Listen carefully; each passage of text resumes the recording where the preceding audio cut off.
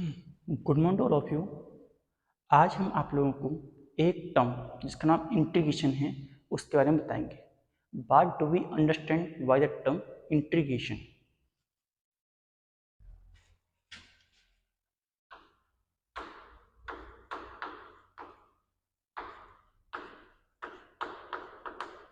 Integration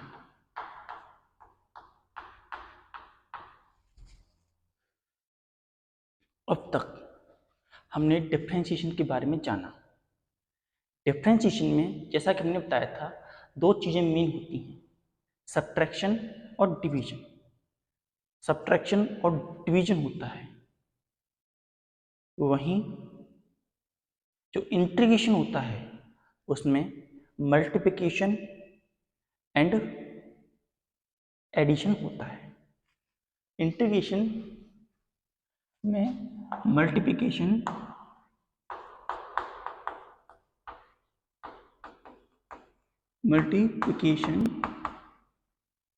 plus addition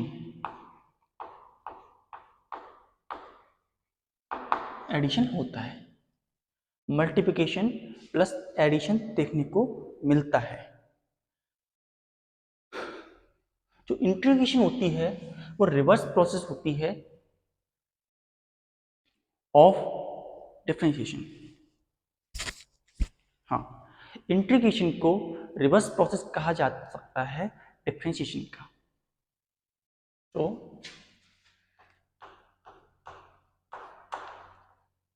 integration is the reverse process of differentiation.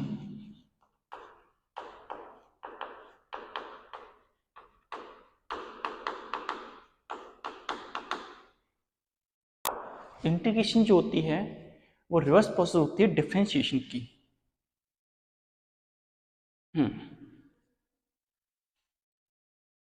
यह suppose करते हैं कि जब हम किसी टर्म का dy dx करते हैं और dy dx करने पर हमें f x टर्म मिलता है, fx डैश टर्म मिलता है। जो इनिशियली मैं टर्म था वो तो y equals to F X, जहां पर जो x था वो इंडिपेंडेंट था, x is independent and y is dependent. X is going to be an independent value and y is going to dependent value on x, and y is a function of x, mean to say जो x की y की जो value है वो x पे लाई करेंगे, depend करेंगे। Now dy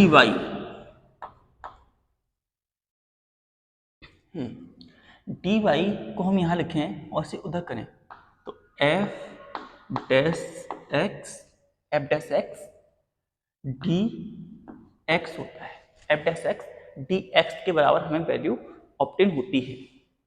now अगर हमें पूरा y चाहिए, कंप्लीट y चाहिए, तो किस तरीके से हम y को ऑब्टेन कर सकते हैं?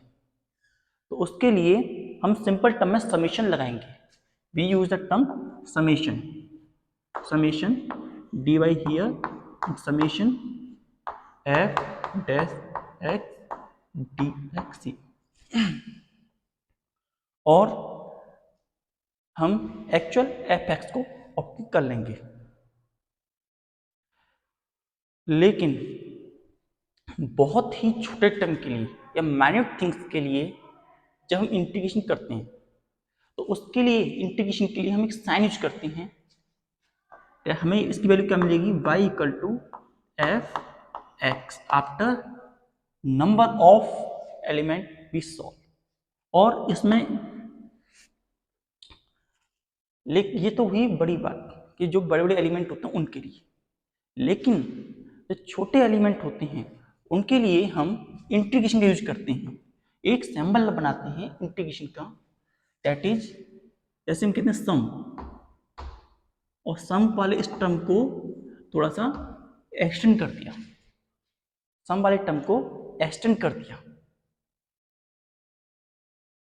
तो हमें ये साइन मिल गया इंटीग्रेशन का। हम इंटीग्रेशन को इस साइन से डिनोट करेंगे।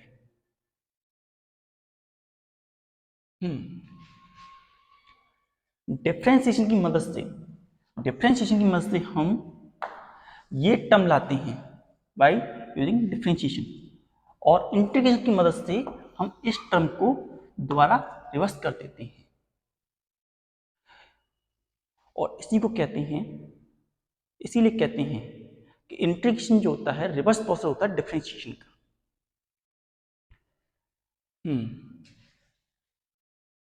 अगर हम समेशन के बजाय कोई दूसरे टर्म लगाना चाहें तो वो कैसे लगा सकते हैं, जरा देखते हैं। dy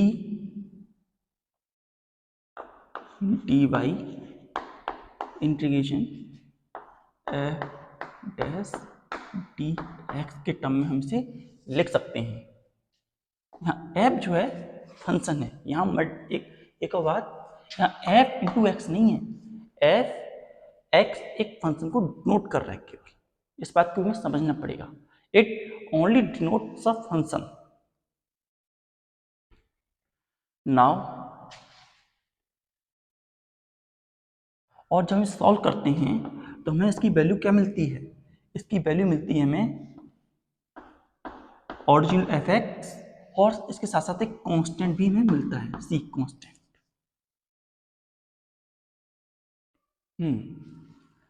देखिए इंटीग्रेशन का जो यूज होता है कई जगह पे होता है, जैसे किसी भी फिगर का एरिया निकालने के लिए हम इंटीग्रेशन का यूज कर सकते हैं, रेक्टेंगल हो या फिर स्क्वायर हो, इन सब फिगर्स का हमें डेफिनेट एरिया पता है, इन सब के फॉर्मूले में पता है। जैसे एरिया ऑफ रेक्टेंगल का एरिया क्या होता है, L into B. Area of square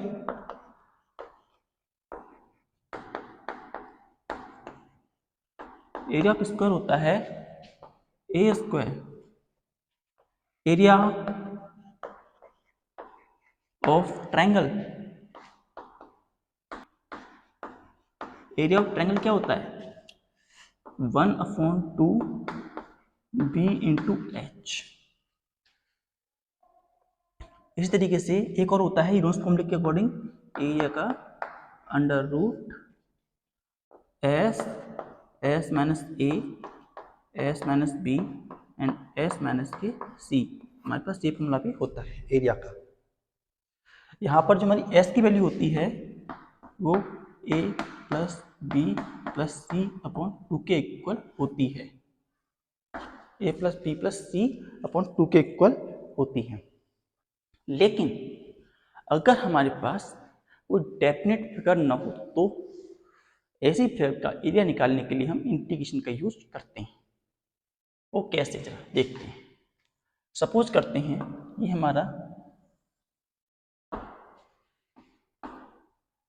x और ये हमारा y, हमें किसी फिगर एस फिगर का एरिया निकालना है। ये तो इस फिगर ने जो एरिया लाई कर रखा है वो यहाँ से यहाँ तक उसने एरिया लाई कर रखा है, और ये फिगर जो है किसी function y equal to F X में इन्वॉल्व है, जो x के टर्म में y मिल रही है, तो y या फंक्शन ऑफ x इस तरीके से हमें कब मिलता है।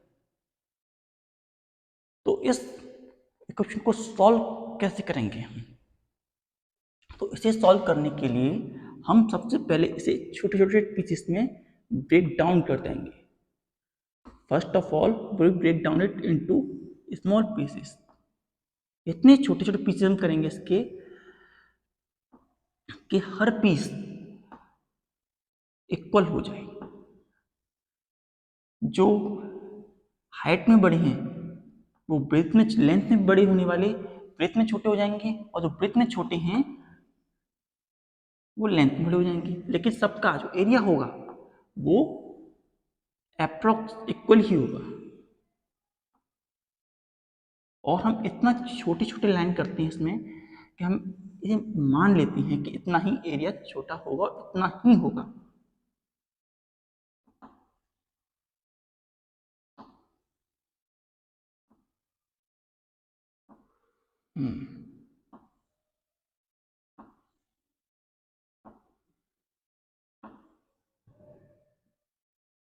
इस तरीके से हमने इसे छोटे छोटे पार्ट में डिवाइड कर लिया। नाउ हम किसी एक रैंडम एक पार्ट को लेते हैं, जैसे कि हमने एक पार्ट ले लिया रैंडम, हमने ये पार्ट ले लिया।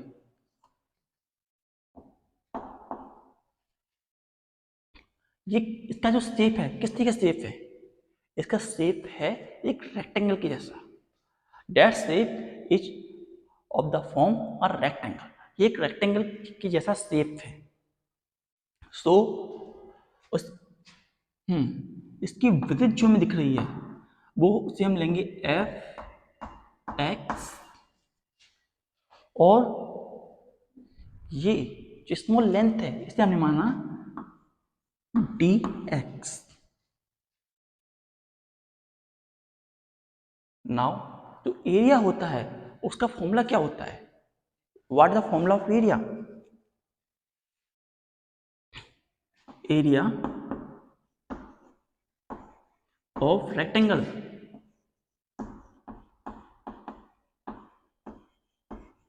होता है L into b. Length into breadth is the area of rectangle. हमारी लेंथ हमने क्या मानी थी? F x. F x is our length और ब्रेथ है हमारी डी एक्स। तो हमारा एक small area d a, d a जो छोटा सा एरिया निकला तो कितना निकला?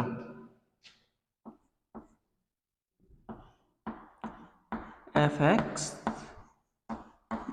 एक्स डी एक्स के बराबर हमारा एरिया में मिला।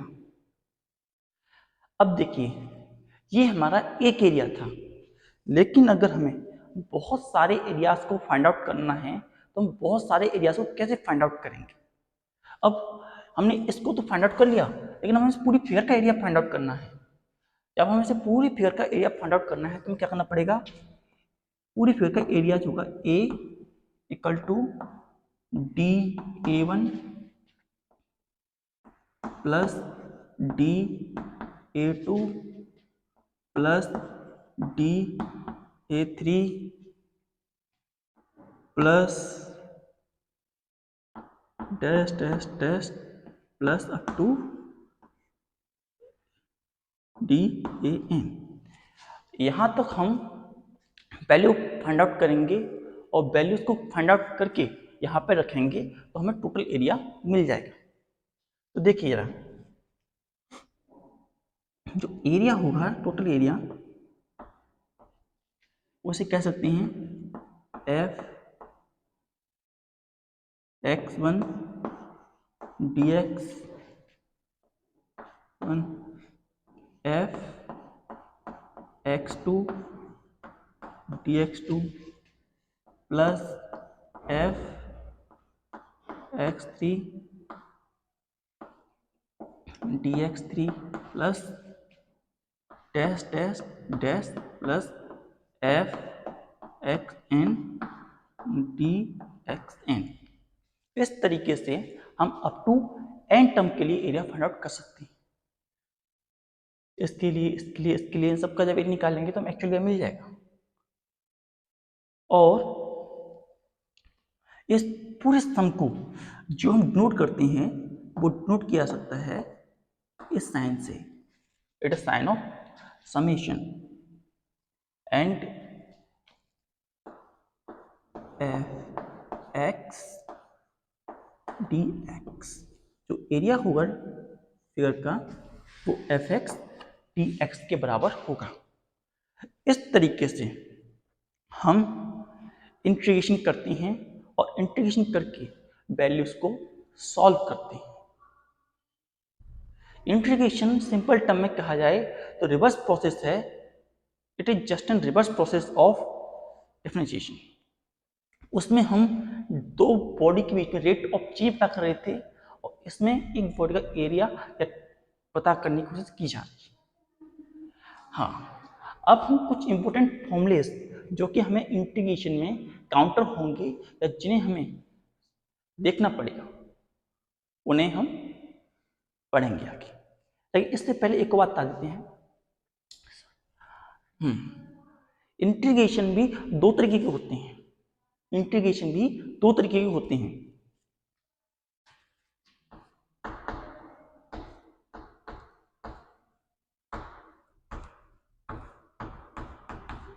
इंटीग्रेशन is of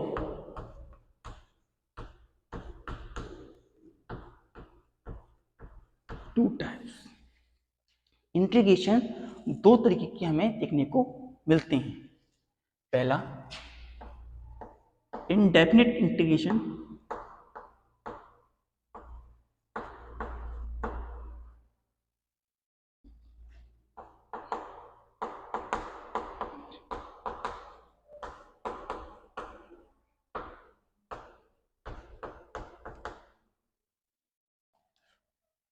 और second definite integration.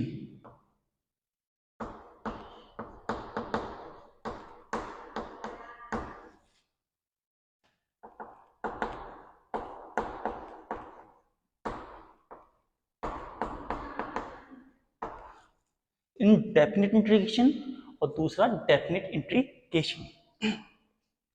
Indefinite integration क्या होता है? ऐसा इंटीग्रेशन जिसकी कोई लिमिट फिक्स नहीं होती, there is no limit of that function is called indefinite integration. जैसे हमने बताया y equal to integration F x D x, इसकी कोई लिमिट फिक्स नहीं है, नो लिमिट। जैसे हमें पता नहीं इसे कितना बढ़ाना है, यहाँ से पता नहीं हमें कितना बढ़ाना है, तो इस तरह की फंक्शन को हम बोलते हैं इनडेफिनिट इंटीग्रल या इनडेफिनिट इंटीग्रेशन। वहीं अगर हमें पता हो कि ये ए से लेकर के बी तक हमें इसका वैल्यू फाइंड आउट करनी है, ए से लेकर बी के बीच में कितनी वैल्यू आएगी, तो ऐसे इंटीग्रेशन बोलते हैं हम डेफिनिट इंटीग्रेशन। ये एग्जांपल है इनडेफिनिट का, और डेफिनिट में लिमिट लगा देते हैं, that is integration a to b f x D x. F x D x हमें लिमिट बताता है दो वैल्यू के बीच में, दो गिवन पॉइंट के बीच में कितना वैल्यू हमें ऑब्टेन होगी, इससे हमें पता लगता है। अब हम कुछ इंपॉर्टेंट फॉर्मूलेस दिखेंगे जो कि हम यूज करेंगे। Important formulas of integration.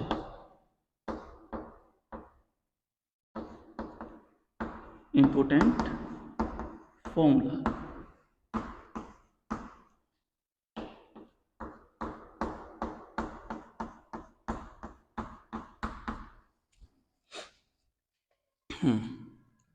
पहला फॉर्मूला हम लेते हैं इंटीग्रेशन एक्स की power N D X, X की पावर एन डी एक्स।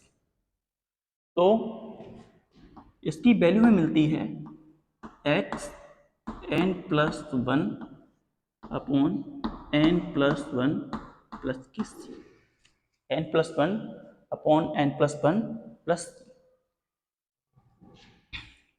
इसका एग्जाम्पल एक्स की पावर 4, इसका इंटीग्रेशन करते हैं हम तो क्या मिलता है हमें, इंटीग्रेशन एक्स की पावर 4 डी एक्स। सो एक्स की power 4 plus one upon 4 plus one plus का सी। तो वैल्यू बनती है हमारी एक्स की पावर 5/5 प्लस के सी। इस तरीके से हम इंटीग्रेट करते हैं।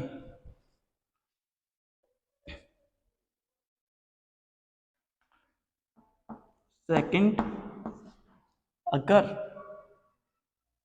इंटीग्रेशन दो टर्म है u प्लस बी, दो टर्म है जिनका हमें इंटीग्रेशन करना है विथ रेस्पेक्ट टू x, तो ऐसी कंडीशन में हम सेपरेट इंटीग्रेशन कर सकते हैं u dx plus integration b dx। इनकी जगह फंक्शन होते तो उनके लिए भी हम ऐसा कर सकते थे। फंक्शन के टर्म में हम देखें तो इंटीग्रेशन एफ एक्स प्लस जी एक्स डी एक्स, जो इंटीग्रेशन में दे रखा है, अगर फंक्शन के टर्म में दे रखा हो तो उसके लिए भी हम ऐसा कर सकते हैं। कैसे? प्लस माइनस दोनों दोनों के लिए वैलिड है, प्लस माइनस दोनों के लिए ही वैलिड है। Integration F x D X plus minus integration G X D x.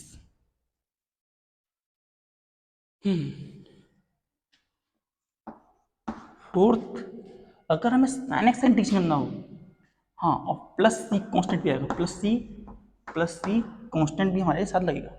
इस तरीके से integration of sine x D x, integration sine x D x जो होता है उसकी वैल्यू होती है माइनस के cos x plus c. Fifth, integration of cos x D x, cos x D x का इंटीग्रेशन जो होता है बराबर होता है साइन एक्स प्लस सी के बराबर।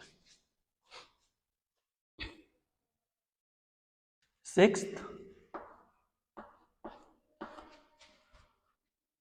जो इंटीग्रेशन होता है सेक स्क्वायर एक्स का, integration of sec square x D x, वो टेन एक्स प्लस सी का होता है।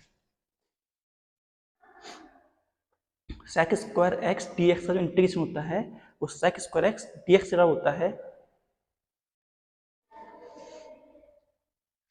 इस तरीके से सेवन, इंटीग्रेशन ऑफ माइनस के cosec square x D x जो होता है वो कॉट एक्स प्लस सी के बराबर होता है। इसके अलावा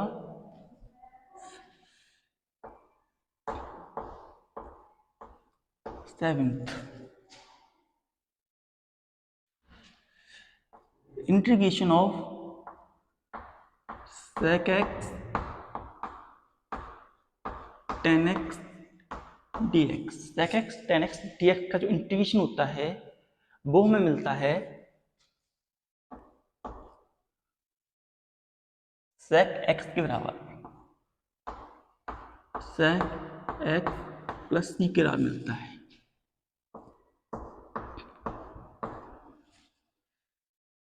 integration of minus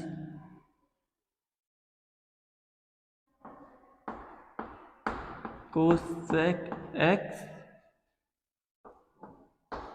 cot x t x की जो वैल्यू मिलती है वो मिलती है हमें कोसेक एक्स प्लस सी के बराबर।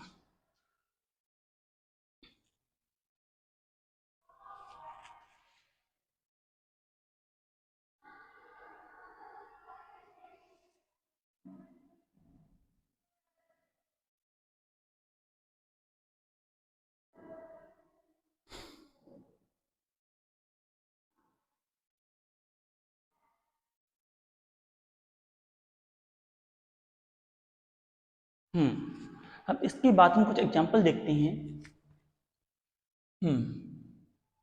एग्जाम्पल जैसे कि हमें दे रखा है f x equal to sine x plus x की पावर 5। ये क्वेश्चन दे रखा है जिसमें सॉल्व करना है और इंटीग्रेट करना है। तो कैसे करेंगे इंटीग्रेशन का? Integration F x D x equal to integration